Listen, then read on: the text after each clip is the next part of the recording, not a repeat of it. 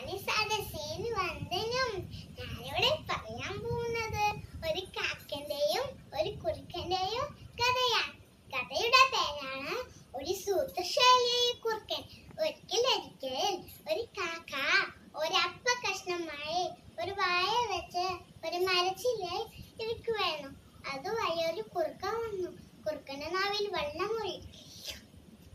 അങ്ങനെയല്ല അപ്പ കഷ്ണം താക്കി പറിച്ചെടുക്കണം.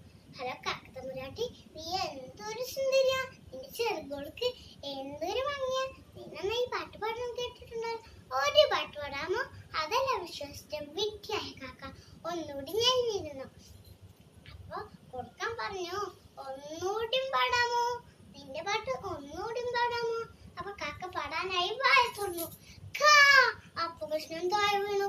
ഓടിച്ചാണ് ആ കുറുക്കൻ അപ്പ കഷ്ണം എടുത്തു മൂടിപ്പാട്ടും പാടി സ്ഥലം വിട്ടു. കാക്കൾക്കാണെങ്കിലോ സങ്കടമായി. കൂട്ടുകാരെ, ഇതിലൊരു കൂടെ പറഞ്ഞുണ്ട്, വെറുതെ പോകുന്നത് വിശ്വസിക്കാൻ പാടില്ല. നന്ദി, നമസ്കാരം.